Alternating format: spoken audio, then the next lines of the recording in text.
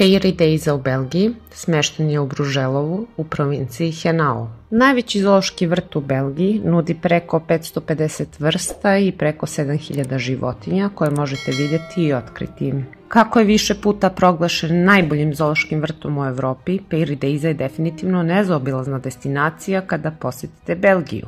Vrt je otvoren 1993. godine kao Paradiso, ali je rebrendiran u Peyri Deiza 2006. godine i od tada beleži veliki uspeh. Zoovrt Peyri Deiza postaje sve popularniji svake godine.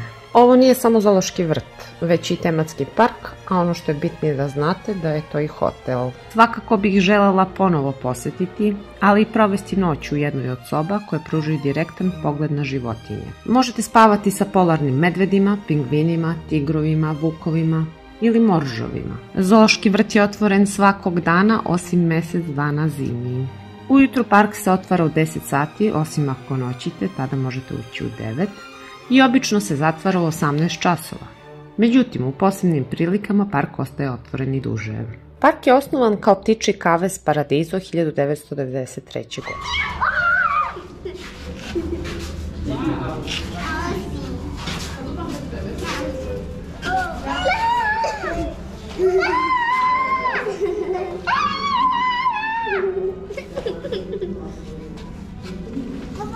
Do 2000. godine Oazis, ogromna staklena bašta, je bila otvorena. U njoj su živeli ljubimci poput surikata ili merkata, vidre i aligatora. 2001. godine zoo je dodao Nautilus ili akvarijum, nosi komba, odnosno lemure, i Aloga Bay, foke smeđe krzna, na listu svojih atrakcija.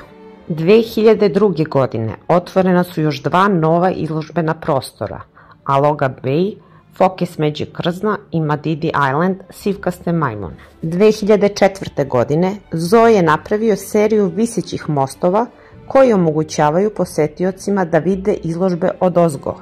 2006. godine Dreams Han Wu Di je otvoren i trenutno je najveći kineski vrt u Evropi. 2007. godine kavezi sa krabljivicama otvoreni su za javnost. 2009. godine Kraljevstvo Ganeše, indonežanski tematski vrt od 4 hektara, otvoren je u zoo vrtu. U aprilu 2014. godine dobili su par divovskih pandi koje su bile na zajmu iz Kine na 15 godina. To je stavilo Peyri Deiza na mapu belgijskih zooloških vrtova i od tada se stalno širi i raste. U samom parku imate nekoliko tematskih celina. Posljednja granica. Ova oblast, koja se naziva Severna Amerika, obuhvata severnu polovinu Kanade i Sjedinjenih Američkih Država. Divljina Aljaske takođe je dom veličanstvenih divljih životinja na kopnu, uključujući smeđi crne medvede, vukove, losove, belorepe jelene i pume. Zemlja porekla. Ovo područje vas vodi na putovanje kroz Afriku. Ovde možete pronaći više od 30 različitih vrsta životinja, poput gnuova, prstenastih lemura, antilopa, hijena, papagaja i mnogih drugih. Južni zaliv.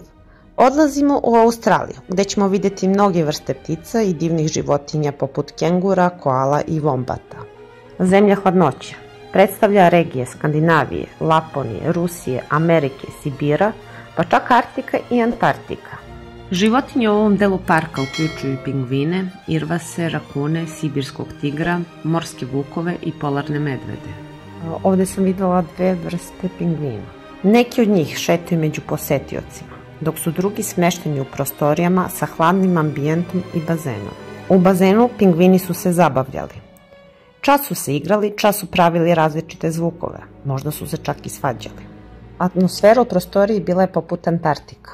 Nestrpljivo sam iščekivala susret sa polarnim medvedima, a kada sam ih konačno videla, bila je to prava atrakcija.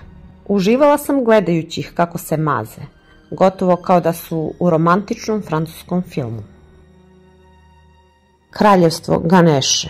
Ovo područje će vas vratiti na istočnu Aziju. Ovde se možete diviti sumatranskom orangutanu, azijskom slonu, komodo zmaju, krestastom ježu, belom tigru, azijskoj vidri i visajanskoj bradavičovoj svinji. Ulice u ovom delu tematskog parka odišu šarmom i dekoracijom koju sam doživela na Baliju. Tokom nedavne posete Baliju fascinirale su me prelepe pirinčane terase koje su izgrađene i ovde. Kao i hinduistički hramovi koji su podjednako raskošni kao oni na Baliju. I ovde su koristili tamnu lavu kao osnovni materijal. Cambron kraj mora.